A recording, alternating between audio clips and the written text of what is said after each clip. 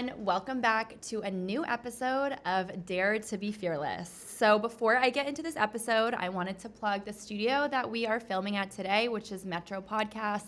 Head to the show notes to find out more about the studio.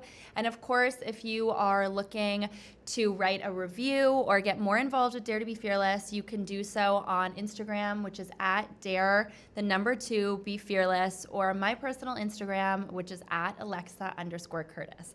So I am very excited today to have an incredible guest in the studio. Many of you may know Julia from a very popular show called My Unorthodox Life. She is a businesswoman with a phenomenal background in corporate. Now she is an entrepreneur. She obviously is on the show, and she's also an incredible activist, and your work is phenomenal online at this time in particular. So crazy.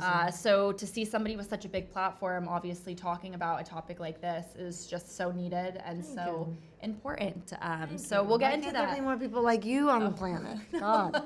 Well, where are the yous? I need more yous. Oh gosh, no. I know if I could multiply myself or you, I would. I would definitely not. The world, I don't think it'd handle more than one Julia at a time. Oh my gosh, and I literally cannot. I just think it's so cool to have obviously seen this show with you on it, and then have you sitting next to me and have followed you for so long, and the work that you've done.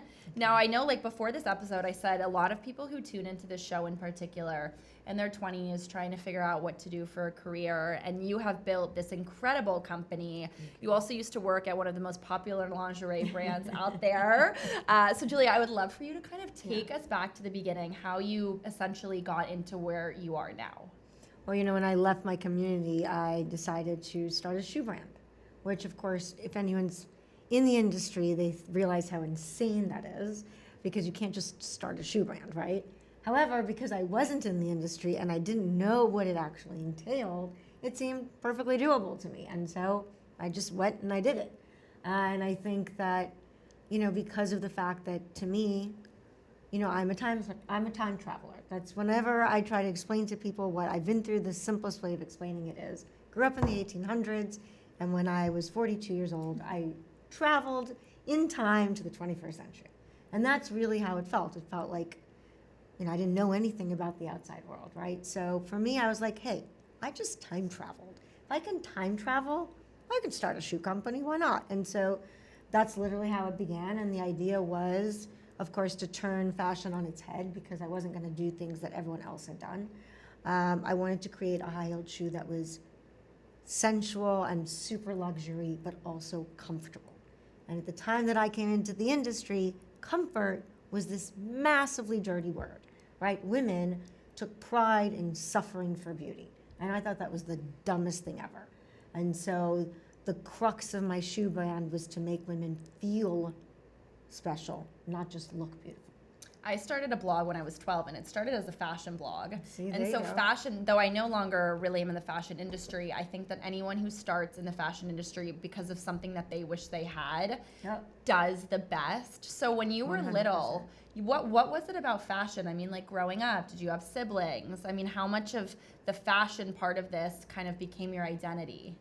Well, growing up, fashion was a big no-no in my world, right? Clothing are meant to conceal and hide and make you as unobtrusive and unnoticeable. I'm not even sure if that's a word. If it is, you just made it a word. We made it up. Made it a word. As humanly possible, right? A woman is supposed to be hidden from sight, not seen, not heard. She's the quintessence of behind the scenes in my world, right? So for me, even loving fashion was a big no-no. But my love for fashion started when I was so young. When I was not even 5, I was probably at the time somewhere between 3.5, probably around 3.5 years old. I was in Rome living in an internment camp because my family and I were traded for grain. That's how we came to this country. Oh. And I left when I was 3, but I didn't get to this country until I was 5 because I spent a bunch of months in Austria in an internment camp in Vienna. And then I lived in the Vatican in Rome. There was an internment camp for Jewish people there. And so I lived there for over 6 months. And so when I was there, this little boy who was 5 to my 3.5, his mother was a famous pianist, and they had left Russia at the same time my family did. And he would go around the encampment and like do odd jobs for people and get like a quarter, a penny, whatever. And he took all this money, and when it was my birthday, he bought me an Italian handbag.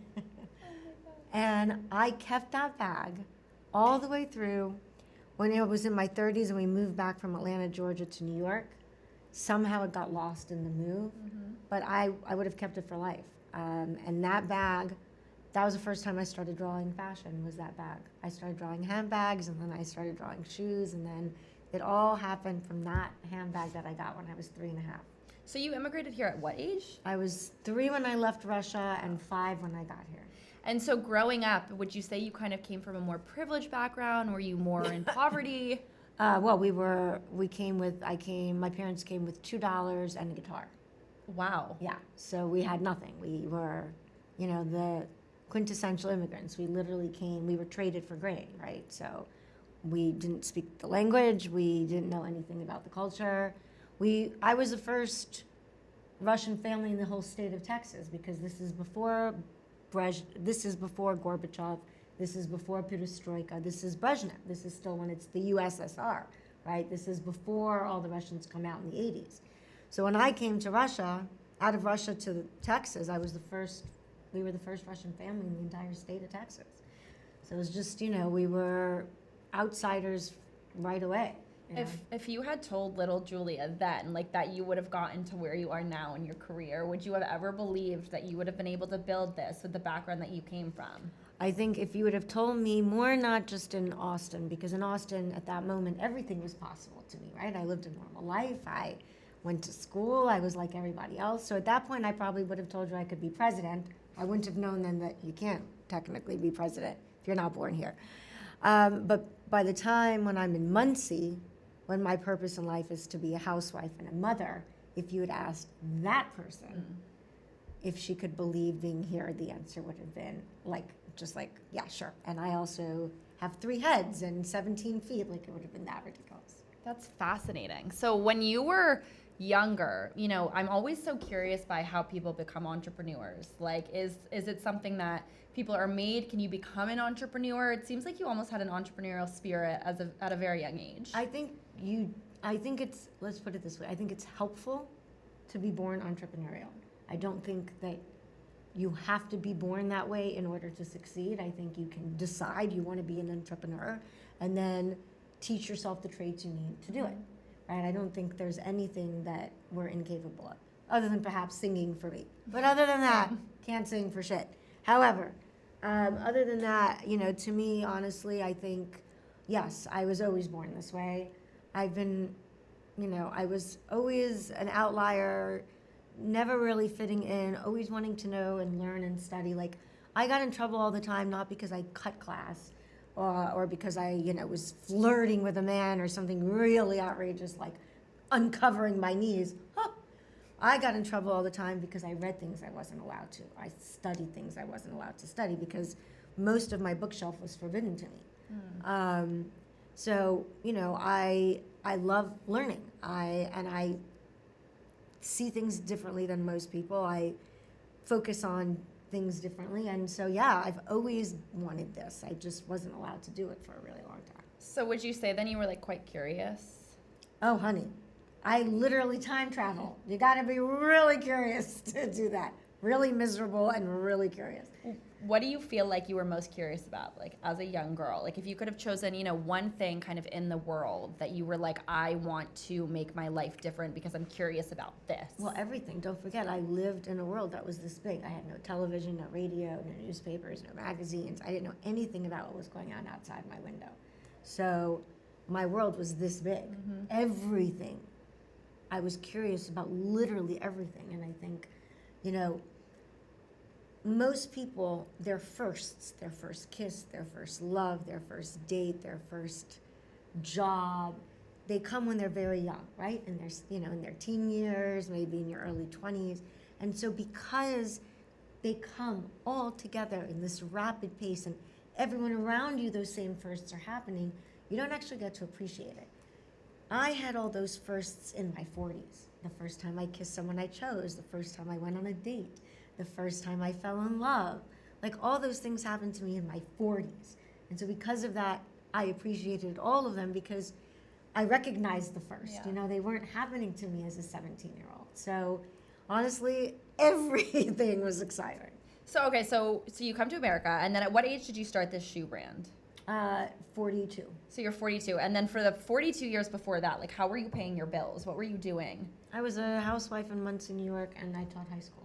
Okay, and so were you teaching a particular topic? Yes, I taught around 17 topics. Wow. I'm going to say them in Hebrew, although most of your audience won't understand what they mean, and I'll try to translate them. I taught Chomesh, Navi, Chomesh Megillas, Parsha, Yahadas, Historia. Let's see, I'm missing stuff. Chomesh.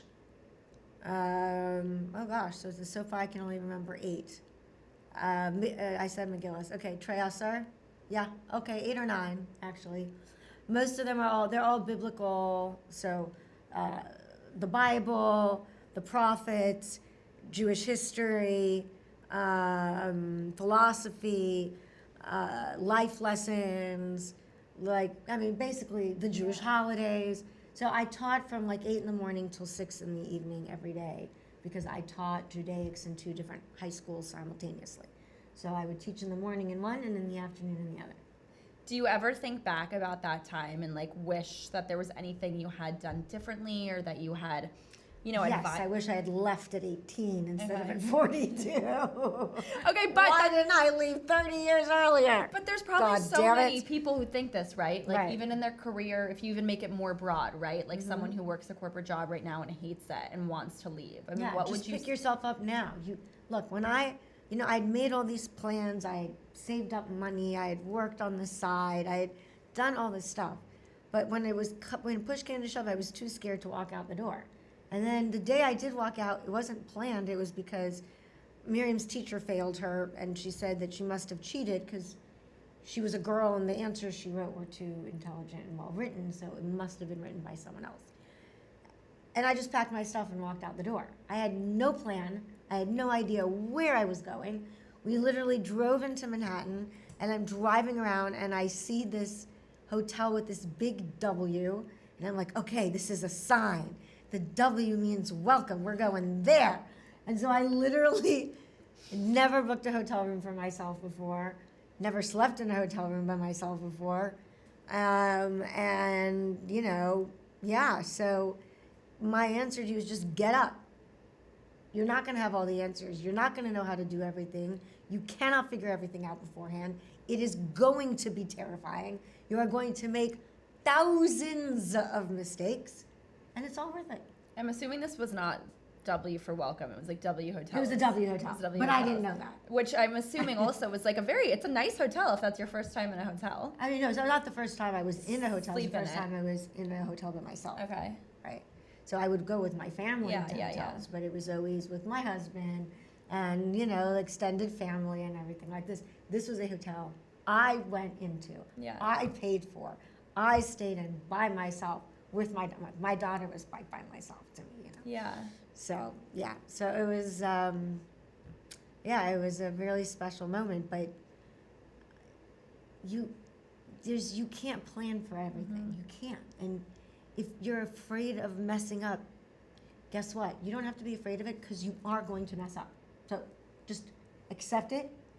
You're going to mess up and then move on. But you have to just start. And things just happen and they work. You just have to start. Would you say that that's what makes you fearless? Like your ability to... I think, honestly, I decided, the second time my life had to have a tremendous metamorphosis when 2.5 years ago, my soon-to-be ex, who is now on the run from the law, thank you very much. There is literally a warrant out for his arrest.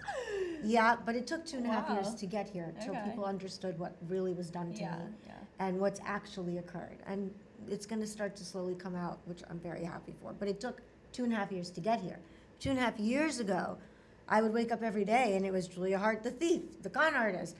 There was articles that I stole, my own car that I paid for.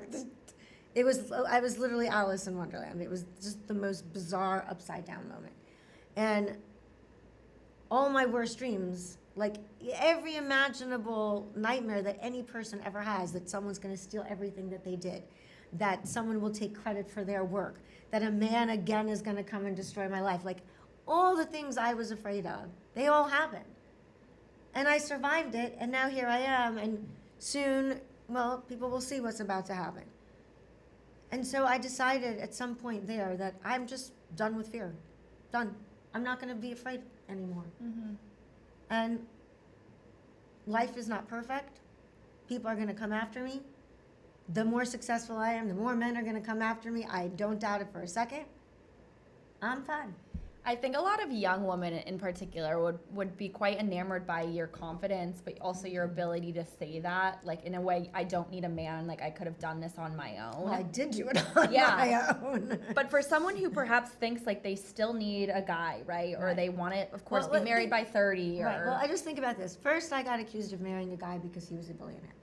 Then I got accused of not using his money that I married him for, and then stealing money from my own company that I was running. Why would you do that? Like, wait, you can't have it both ways. Either I marry the guy for the money, his money, but then I don't use any of his money, and I use the money from none of it made any sense. It was so illogical. And then came the actual fact that by the time I married him, he had $8 million left in his bank account. I mean, it's just a factual accuracy. He had lost everything. And he literally looked at me and said, if you don't help me, we're not going to have money. I supported us, our entire marriage. My work paid for our apartment. It paid for our life. It paid for everything. And, you know, the crazy thing is that because my story was so unusual and the story he told was so familiar, people believed that instead of the truth. Yeah. Because his story was one we're so used to hearing. You know, successful, hardworking businessman gets seduced by sexy woman who wants fame and power, except the diametric opposite was true. I was the one who worked. He was the one who vacationed. I had all the proof. All the proof. He had none, and nobody cared. And it's taken 2.5 years for everyone to realize where we got to the place where it's discovery, right? That's the part in the case where you have to show documents, you have to show proof. It's taken 2.5 years to get here. And what happens when it's time for that? He disappears. There's literally a warrant out for his arrest. So my point to women is, guys, you really do not need a man. Do I want a man? 100%. Do I want someone to share my life with? 1,000%. Do I need someone? I do not. Do I want someone to love? Because I do love loving. I'm good at it. Yes. But do I ever want to be married again? Literally over my fucking dead body, excuse my language. I want someone to choose me every morning. Yeah. I want to live with someone for the rest of my life. And I want us to choose each other and not because there is some kind of legal contract sitting there. I think I've always thought the concept of marriage is quite bizarre because it is bizarre. But then I didn't realize though that like if you're in the hospital and you're not married, like isn't it harder for your partner to? So it's interesting. You know, I was thinking about that. So here's my philosophy. You ready for this? Yes.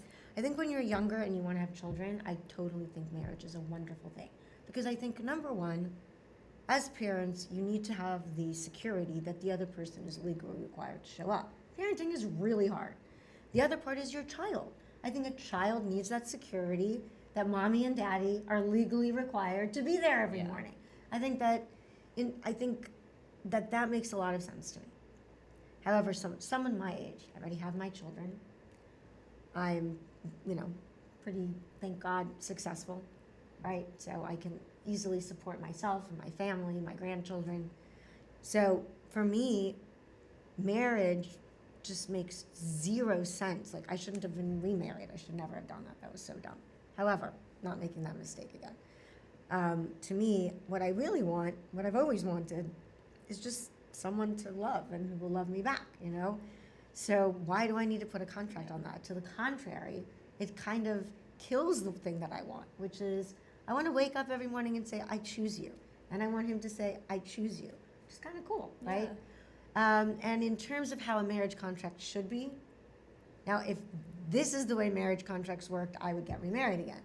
It should be like a driver's license. It should expire after every 7 years. there should be rules as to what happens with division of everything. And you choose every 7 years whether you renew or you let it drop. That's such a good And idea. that's it. And then you can be married without the drama, without the courts, without everything else, without tormenting your children. Every 7 years, you make a decision and you say yes or no.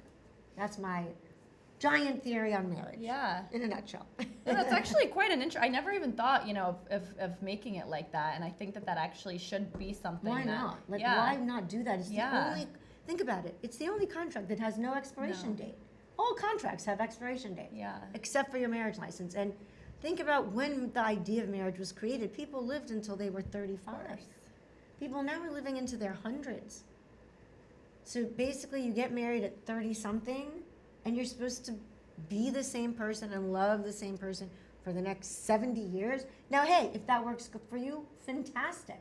But if it doesn't, should you be miserable for 70 years? Yeah. I don't think so. Yeah. Why not create a system where it's not torment and torture on your family, on your children, on your finances to say goodbye? Set up all the rules beforehand, and it expired after every 7 years, and that's it. It's also so interesting because you obviously have evolved so much. I mean, the first 40 years, right? Not really having any. Exactly. You don't even know who you are. Yeah. Who you are at I mean, I'm what now? Julia 3.0? Next year I'll be Julia 4.0. Yeah. Hopefully 5 years from then I'll be Julia 7.0. Yeah. I hope to change every day, forget about every year. So, I mean, I would love to find someone who goes through all those metamorphoses with me, but if not, it should not be so difficult to say goodbye. Yeah. Not at this stage in my life. So I want to backtrack a bit back to the business that you started, and then how exactly you got to where you are today. So you started that line. Yes. And then what happened from there? I mean, did you self-fund that? So no, I had investors that Okay. invested in it, all who made a massive return on their investment and are still very close friends of mine. I had to stop it when I became creative director of La Perla because I knew I couldn't do that. And so I sold it, gave my investors their money plus a really nice chunk return back. All of them were at my, I would say they were all at my wedding, but let's not talk about my wedding because that was a shit show. Actually, the wedding was fabulous. The guy I married, that was the problem. So I became creative director of La Perla, and then I took over EWG and transformed it from a modeling agency that was valued at not at around 70 million. That was valued at 70 million. Took it through 2 years of COVID and an insurrection, built it into a talent management, and not just a talent management company, but a talent media company, utilizing avatars in 2019, way before anyone else was talking about them, and built a $1.1 billion business in 2.5 years through COVID. So feeling really proud about that, of course, with an amazing group of people, super talented people in there, an incredible group of people who, did it with me. And that's basically what I've done in every industry that I've gone into. I've kind of turned it upside down. And now with my shapewear brand, Plus Body, it's the same thing. It's now an aggregate of clothing, your bra, and shapewear all built in. So it's a tank top or a bodysuit that's also your bra, that's also shapewear. So when you started this first company, though, you really didn't have much experience. You didn't go corporate and then start. Oh, no, honey. I had not much experience. I had zero experience. The only thing I experienced was raising children, being a teacher. I did throw a lot of charity events in my community. That was it. I had my intellect. I had the fact that I'm a pretty smart person, and the fact that I love to learn and study. I'm a detective, in the sense that, I'm fascinated by everything. I'm a quick study, and I see what isn't there, not what is there. So I think that's kind of how I've done things. But how did you get people to give you money? It's funny.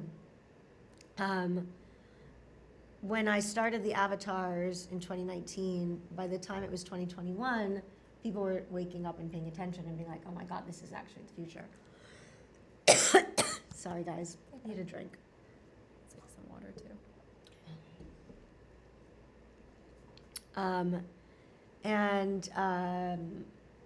Tommy Hilfiger reached out to me, and he said to me, hi, I'm Tommy Hilfiger. I love what you're doing with the avatars. I would love to partner with you. And I literally, I can't, it was one of those moments, one of the most surreal moments of my life. He didn't know it, but he has a very important part in the beginning of my story. And I told him, I said, actually, you know me.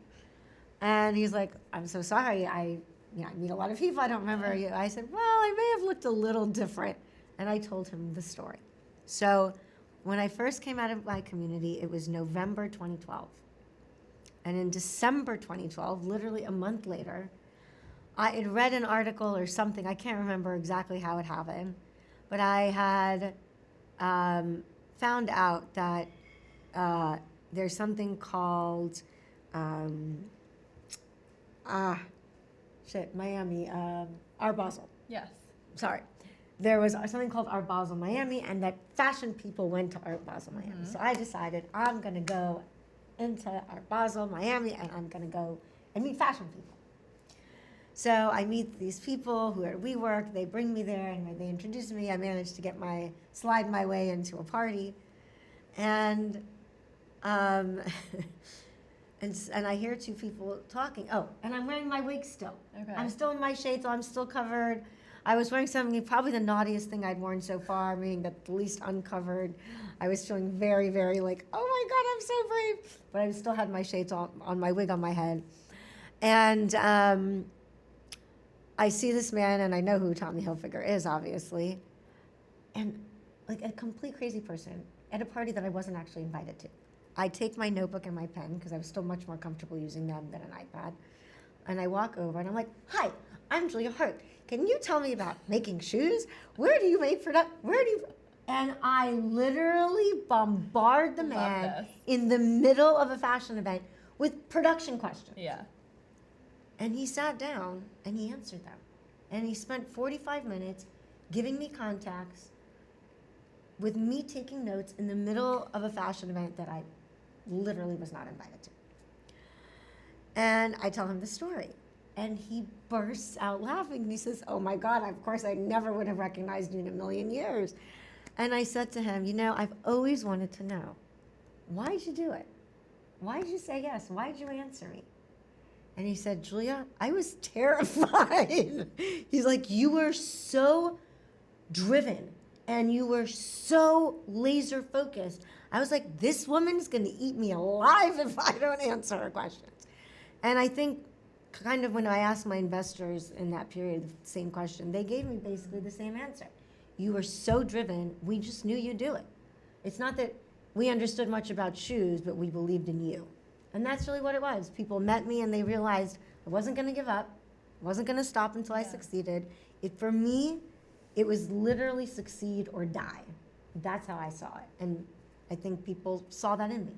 It's very common with entrepreneurs that people say, like, especially when raising money, that they're not always investing in the idea, they're investing in the person. Exactly. And so if you're listening to this, right, and you're an aspiring entrepreneur or whatnot, tell me some of those traits, like really into the nitty gritty, because I think like obviously grit, resilience, but I think that ability to bounce back, to have that drive, I do think it's really rare, and I think that's why everyone isn't an entrepreneur. I agree. So if you're listening to this and you're like, do I have what Julia has? Like, how do you describe it? Okay, well, I'll tell you first something that my daughter said. My daughter had this really interesting theory, Miriam, which I agree with.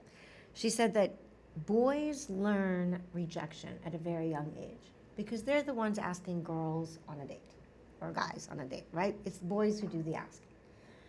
And so rejection becomes something that they become very comfortable with and familiar with. It doesn't stop them. One girl says no, it's a game of averages. They go and ask the next girl, right? It doesn't kill them. It doesn't destroy them. They learn how to handle it. So when they become adults and they have to go and present to a VC fund or, a PE fund or whatever it is, they're not afraid of rejection because they are fine with it. They got rejected and they moved on and they live and they have a great life.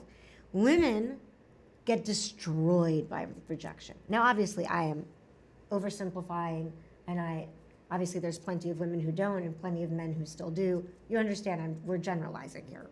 Miriam's idea but it is very clever in the sense that I think that's true. Women are more sensitive to rejection, generally. And you've got to kill that in you. You've got to literally tear it out of your body. Rejection is fine. Think of it as literally like, you know how like people do cold plunges to make themselves fine? Rejection is healthy. It's going to make you strong. It's going to make you succeed. Don't just be afraid of it. Literally look forward to those moments. I know that sounds insane, and this is the easiest way to do it, okay, because this is my method, because obviously no one likes being rejected. It sucks. It feels really nasty. Yeah. And no matter who it is, and no matter if you know they're wrong, it still feels awful. You're just human nature. How do you get over it? So I do this thing, and you have to look at yourself in the mirror when you do it. You literally have to talk to yourself every day. There's not a single day that doesn't go by where I don't sit and speak to myself into a mirror. You feel stupid doing it in a mirror, fucking open your laptop, do it there, close the door. No one has to see that. You can pretend you're doing a Zoom call. But talk to yourself, watch yourself say the words, I'm smart, I'm going to succeed, they're going to regret not doing this with me. They're going to look back at this moment and say, oh my God, we could have made billions of dollars, and we didn't. You have to talk to yourself all the time. You have to be your own cheerleader. And you have to see it. It's not enough to say it out loud. You have to visually see yourself saying the words. You have no idea how good it feels. And I walk out after every morning and I'm like, oh, I can do this. Because I just told myself I could. You know, Coca-Cola and a lot of brands used to do this thing, go back into the 50s and 60s. And I think Coke still does it at movie theaters, where they would have people send in like creative ways of advertising their product. Mm-hmm. And one of it, of course, was to advertise the product, right? But the other thing is that they found that it was all the tens of thousands of people who put in an advertising and that didn't win that were actually the best clients. Because in the process of advertising something and saying how wonderful something is, you actually start believing yourself. So those people who lost, but because they made an ad that said Campbell's soup is so great, they actually went out and bought Campbell's soup because they convinced themselves that Campbell's soup was great. How wild is that? That's human nature. When you hear something out loud, especially if you hear it every single day, you start believing it, even if you're the person doing the talking. Yeah. So literally, I know it sounds crazy and stupid. I'm telling you, it's the secret. Talk to yourself every day, out loud, visual, face to face. You're going to start believing yourself. You'll see. Do you remember how many times you did that, like before you got kind of your first big yes in business? Oh, I do it. I mean, I do it every day. But even at the beginning, before you became successful? Every day. Every day. Every single day. To walk out the door, I had to do it. To walk out of my hotel room every day, I had to do it. I was terrified of everything. I mean, I was just this ball of fear. I mean, I didn't know anybody. I didn't know how things worked. I didn't know what to say. I didn't know what fork to use. Like, I didn't know anything, you know? Everything was terrifying. Walking down the street was terrifying. So I just had to, literally, I talk to myself every day. Today, Julia, this is what we're going to accomplish. And we're not going to be afraid, and we're going to be fine, and we're going to do X, Y, and Z, and it's going to be amazing. And then at the end of the day, I talk to myself at the end of the day, too. At the end of the day, because sometimes it's not fine, and it's not amazing, and then you got to talk to yourself again and be like, okay. So that sucked, and own it. That sucked. But we're still here. It's okay. We're alive. Can you breathe? Yes. Hands, feet, good. Next day. So fascinating. It's the only way I know how to do it. It really is such a story of just like resilience and just true grit. When you started this original line, was your goal to ultimately sell it and like go take a corporate job? Oh God, no. I never thought of myself working for anyone, but it was just such a huge opportunity, obviously, La Perla. But no, my dream has always been, it's like this giant freedom thing, right? And it's clothing. It's always going to be fashion. Fashion has to have, I need it. To me, it's uniqueness. It's wearable art. It's interactive. It's the creativity of the designer with the individuality of the person who wears it. There's just something so beautiful about it. But it's also, you know, the businesses I've done, whether it's the shapewear brand or the talent management piece or the things that are coming up, it's always about freedom for women. Whether it's freeing them from the discomfort of walking on uncomfortable shoes, to freeing them from having to wear bras altogether because I'm putting it into the clothing, to freeing them from having to stand in a line and having a guy pick them because we put the power in their hands. they're the talent, they have the audience. Everything I've done, it's always been with that in mind, freedom. So, I've got a couple new companies coming up and some new things I've invented, and the underlying thing is always going to be that. A lot of people in their 20s never feel like they're doing enough, and I think a lot of this has to do with social media, that so many people become so famous or rich or whatever for doing literally nothing. I think there's literally like an epidemic of young adults never feeling like they're doing enough, they haven't accomplished enough, and it's just nothing ever feels enough. So what would you say to those people? Well, I honestly, I wish that was true. I'm not sure that's true. I found the opposite. I actually had a person that I interviewed for a position tell me that work was triggering. Sorry, I don't mean to laugh. I do. I think it's 50-50. I think the entrepreneurial people I know think my way, but everyone else thinks this way. Yes. In an interview. That's true. I said, are there things that, you find challenging or that you have difficulty with? And she looked me in the face in an interview for a job and said, well, I kind of find work triggering. Did you hire her? Shockingly, No. But I mean, yeah, so honestly, I wish that was the case. I find I'm doing this, I help young women who start companies, and I help them find VC funding. Mm-hmm. Not very organized, like it just once in a while, like I'll just make these events and I'll bring in people. And one of them, this woman came to me and she wanted to start an app. Oh my God. She wanted to start an app for young people so that young people who quit jobs every six months or less, because not to feel bad about themselves, like to create a community of quitters, basically, so that they could support themselves and not feel bad that they can't keep a job.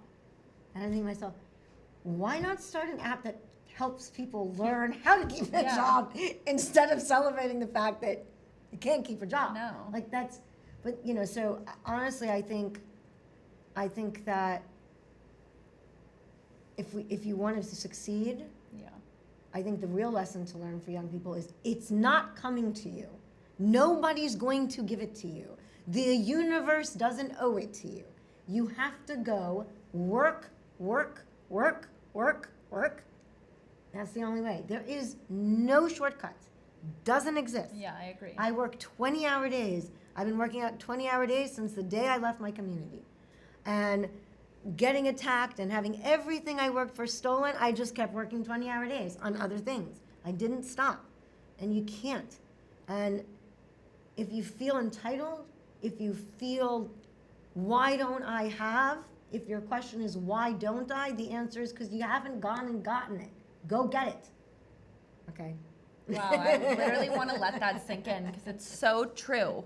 There is definitely a problem with people not wanting to work because they don't know how, because everything seems so easy now that you see online. That's it. And that's the problem. They see people who are famous for nothing, and don't aspire to be famous for nothing. No. Aspire to be famous for something. Thank God having somebody say that. Aspire to do something that changes people's lives. Aspire to succeed while bringing others with you in success. Like, do something. Yeah. You're so right. And look, no, you're proving it with even what you said about going up to Tommy Hilfiger, right? I mean, that takes balls. Oh my God. I mean, you have like all the balls. If I tell you some of the crazy things I did, I got an investor literally at a restaurant because I heard someone talking behind me at a table, and they were saying how like they can't understand why fashion does this XYZ waste thing. And I was like, but my company does it. And I literally turned around, literally walked over and said, hi, I'm Julia Haart. So sorry, but I heard your conversation, and my company actually produces this waste so we don't have waste and it's better for the environment. And I got an investor, literally because I... What restaurant was this? It was uptown. Wait. They have the best salads. I can see it. I'm abysmal with names. It's like you go a little bit down Greek food? below. No, French? like a French Italian. It's too many New York restaurants. Like they make the most amazing salads. It's very she. You go down. Okay, it'll come to me. I'm terrible with names. Horrendous with names. Anyway, so like, you know, but you have to want it so badly that you can't breathe without it. Yeah. There's no shortcuts. No. Work. You gotta work. No, it's so true, and it's so nice to hear someone who actually did it, right? Like you weren't fed it on a platter. Oh, I mean, I come literally from the Yeah. 1800s. I came from literally nothing. I started with less than zero, you know. So with the Netflix show then, how did that come to fruition? Like what was the process? Did they find you? Did you find them? I've found them. Come on. Hello. You're me. Hi. Okay. I'm Julia Haart. Yeah. So this is my life story. Yeah. And basically I found a producer. I convinced the producer to do it with me, and we went to Netflix and we sold it. And how did you find that producer? Because it's not that easy. Like you have to come up then. It was actually a kind of crazy situation. I met someone in the entertainment industry who was working for a company. I told them my story, and they said, Julia, you need to make this into a TV show. And then my husband at the time very much wanted a show about EWG. So I thought, maybe there was a way to put those two together. And so this friend of mine who is really a lovely person, but I don't want to use their name because they work for another company, and so I don't want to get them in trouble. This friend of mine recommended Jeff Jenkins, the person who became my producer, and said, like, guys, you just got to meet each other. Just meet each other. Just hear her story. He introduced me to Jeff, and Jeff and I spoke, and we fell in love that first day, and he was like, yeah, let's do it. And we went into Netflix. It was the only people I presented to. I didn't want it anywhere else. I wanted it to be Netflix. And we presented it to them, and they bought it. What was the turnaround time in between that first meeting to actually selling this show? 2 years. Oh, wow, that's a lot of time. Oh, yeah. Okay. It's a slow process. And And also, I wanted certain, rights as an Yeah. executive producer, so. And as usual, whenever I come in industry, people are like, oh, but you've never done it before. So what? Yeah, Get who over cares? it. Yeah. I've never done any of the things I've done before, but then I go and I do them successfully. So just let me do my thing. But yeah, anyway. But you opened up your whole life, I right? did, Like yes. what was that shift like? So you go from obviously the success you have. I did it because I thought that my story could inspire other women to change their lives and create their own stories. And I think that in that regard, it's been a tremendous success because we've collected over 700,000 DMs, letters, emails from people as far away as New Zealand, Rwanda, Lebanon, Dubai, telling their stories to me, sharing, the ways their lives have changed. I have people coming up to me on the street every day telling me that people always ask me the question, is it comfortable when people walk over to you? And honestly, I love it because people don't walk over to me and say, oh my God, can I snap a selfie? They come over to me and they say, oh my God, I left my husband who was beating me. So yeah, I love it because people tell me their truths. And it reminds me why I did it. It makes all the blankety blank that happened afterwards tolerable.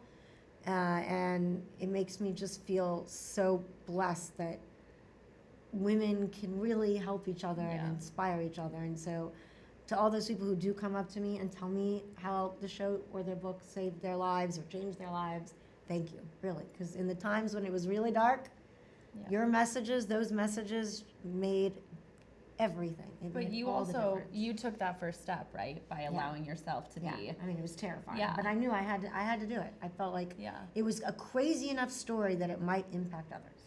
Was there any downside to filming that kind of a show?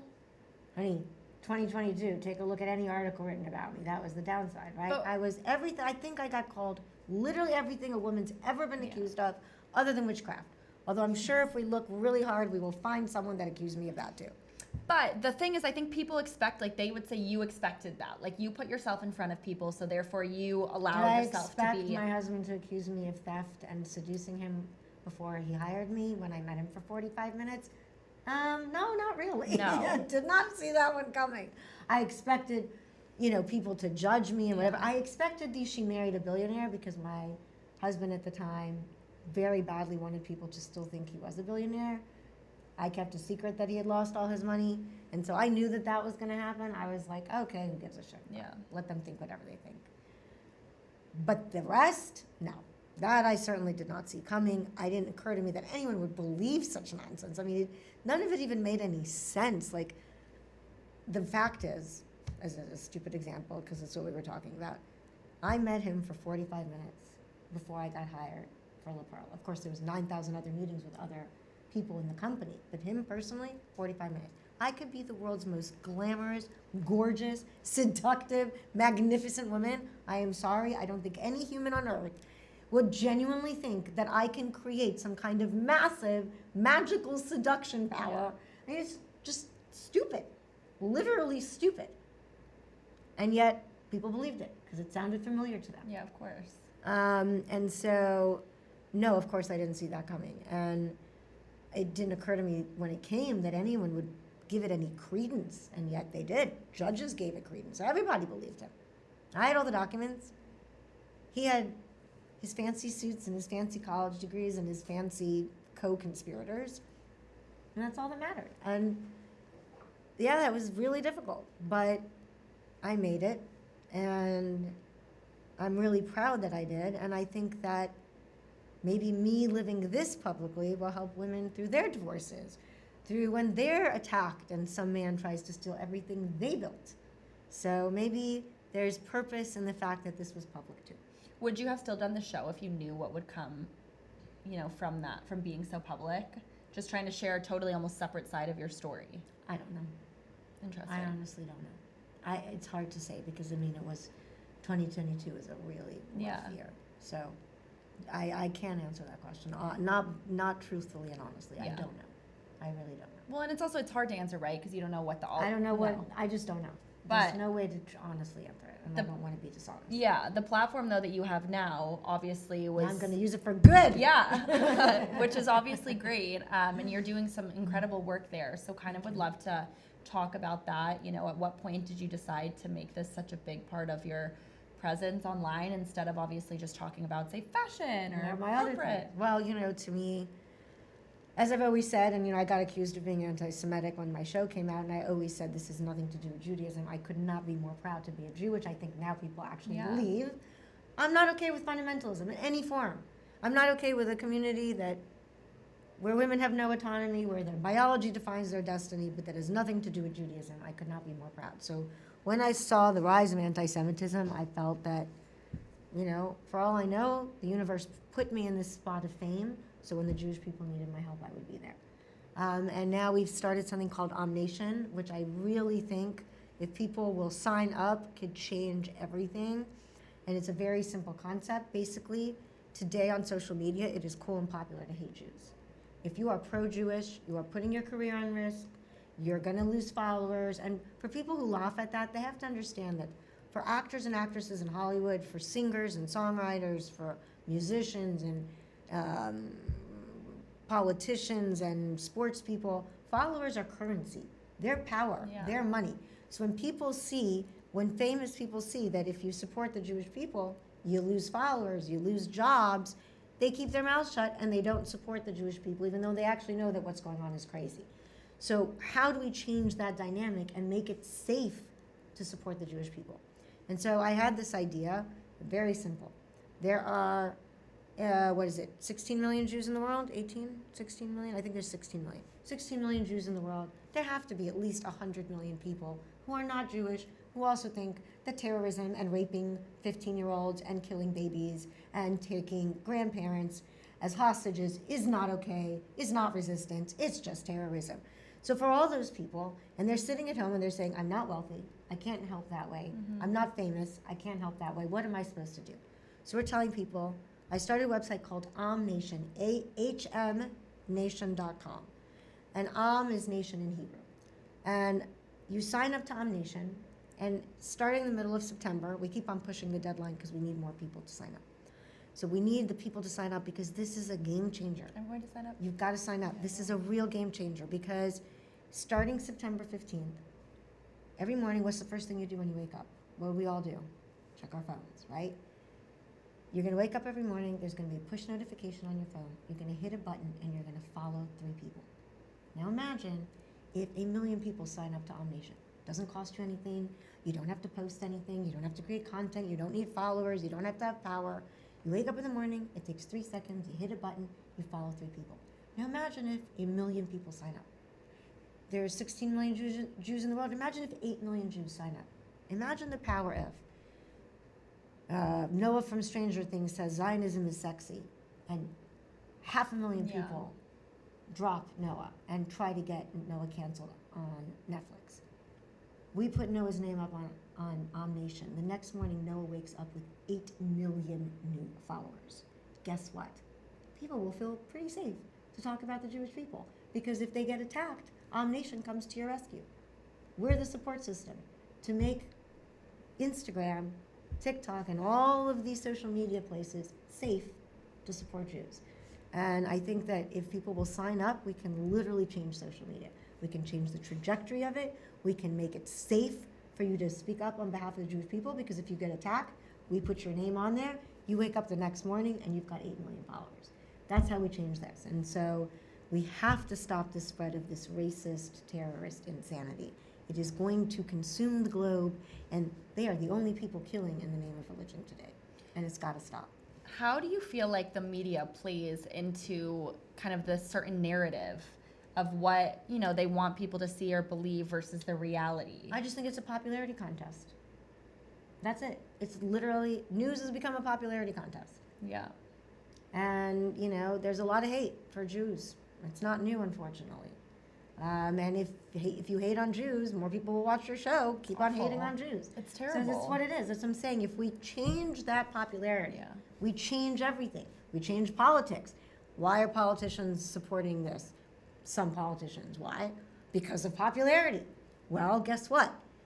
If you support the Jewish people and someone says something nasty to you and you wake up the next morning, do you know what 10 million people, the power of 10 real people, live people, not bots, actual humans who are saying, thank you for supporting us. You support us, we support you. We create a safe space in social media. That changes everything. Yeah. It empowers people. It empowers organization. It empowers education. It empowers those people who are so clueless as to what actually is happening to see the things that they need to see, the facts that they're being withheld from them, because, again, it's dangerous to be pro-Jewish today. And this is already launched, or it launches? Yes, it is launched. You can sign up today. Okay, Omnation.com. Yeah. AHMnation.com. Well, thank you for your work with that, Thank you. obviously. I'm really excited about it because it's such a no-brainer. Like, if people sign up, we change everything. We change the world. Come on, that's pretty cool. Yeah. Sometimes people just need a little push. They need a little We fearless need to know, like, Julia. how to. Yeah. Exactly. No, exactly.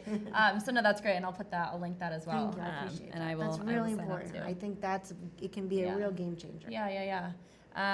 Okay, so I have one or two last questions for you. Okay.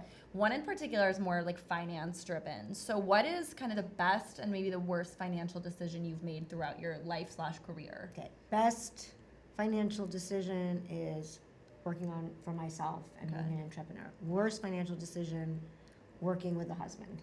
Okay. Never do that. Don't mix love and work ever again, ever. Because then people will just look at your tits and your ass and think that's how you got there. Aside from him. Such an obnoxious. Yeah. Did you ever have like a co-founder, or was it just kind of that No. with any of your other businesses? No. Okay. I've always been the founder. So when you would go and essentially pitch those investors, did anyone ever say to you, like, how are you going to do this on your own, especially as a woman in business? Oh, well, I never do anything on my own. I have the most amazing team. I'm just the queen, madam. The person behind I'm the it. boss. But I have an amazing team of people, and they're the same people that wouldn't have been with me since La Perla.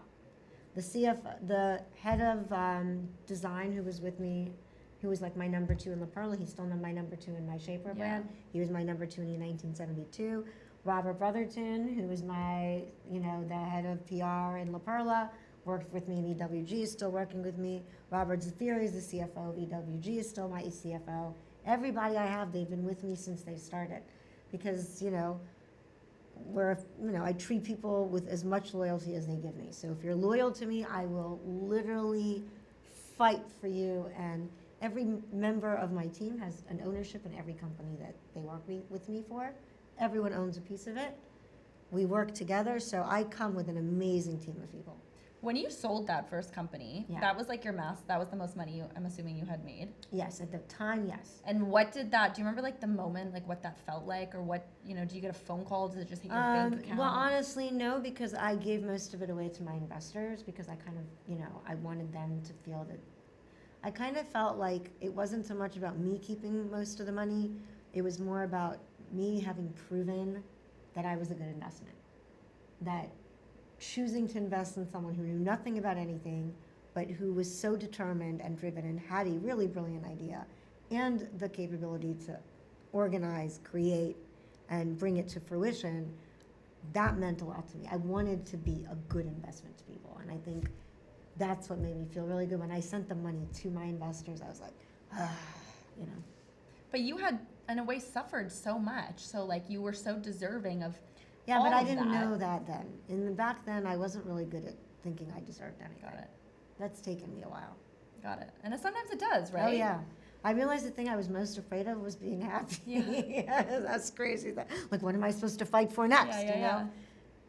Warriors, then I realized, wait, warriors are warriors because they win. Yeah. Can't be a warrior if you don't win. So sometimes it's okay to just win.